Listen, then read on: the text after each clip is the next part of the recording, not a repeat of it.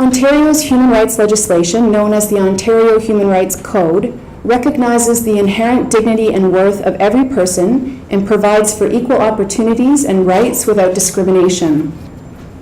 Section 5 of the Ontario Human Rights Code states that every person in Ontario has the right to be free from discrimination in employment based on specific listed grounds. People shouldn't experience barriers to employment based on characteristics that are associated with any of the grounds listed in the code.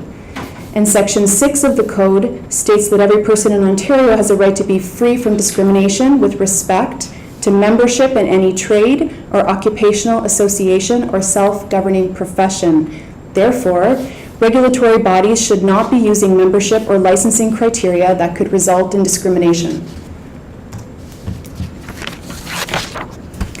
Discrimination under the code can be direct. For example, an employer may not want to give a job to somebody because of prejudices that he or she has about where the person was born or about people who come from specific countries. But the code also prohibits discrimination that results from requirements that can appear neutral, but which in practice have a negative effect on people who are identified by the code. And this is often called adverse effect or constructive discrimination. A job ad, a hiring or accreditation process that limits the opportunity to people with Canadian experience can have an adverse impact on recent immigrants. Most newcomers to Canada will not yet have had the opportunity to gain Canadian work experience, even though they may have relevant international experience and may be qualified to do the job or to be professionally accredited. The Commission's policy makes it clear that a distinction based on where a person acquired their work experience may indirectly discriminate based on code grounds such as race, ancestry, color, place of origin, and ethnic origin.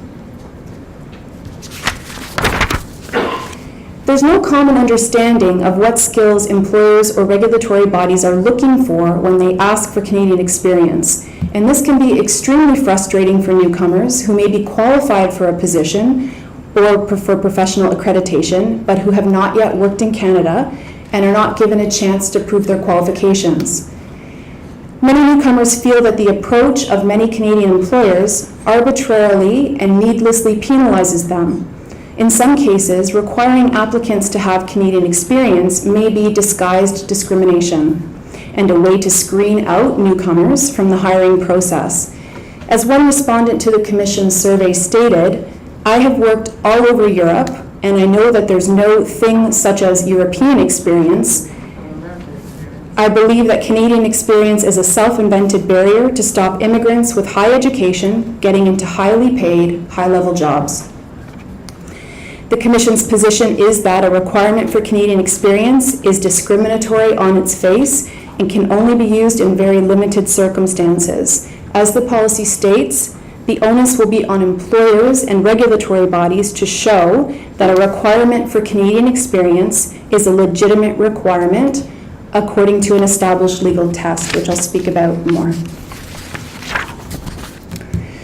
So under the Human Rights Code and in Canadian human rights case law, when discrimination is found, the organization that the claim is made against may try to defend itself by showing that that requirement that resulted in the discrimination is bona fide or legitimate. And just for our purposes here, I'll just quickly outline the test, but the policy goes into detail and explains how it applies.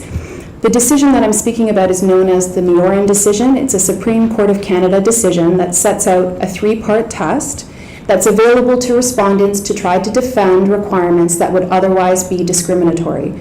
So the three parts of the test, as is on the slide before you, was the requirement adopted for a purpose or a goal that's rationally connected to the function being performed? Was it adopted in good faith in the belief that it's needed to fulfill the purpose or the goal? And is it reasonably necessary to accomplish its purpose or goal because it's impossible to accommodate the claimant without undue hardship?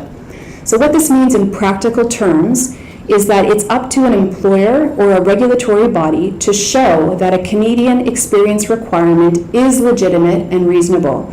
And to do this, they would have to show that they made the requirement as inclusive as possible and that they've taken steps to accommodate applicants covered by the code. And this could mean things such as assessing people on an individual basis, and it would include considering non-Canadian experience and other qualifications.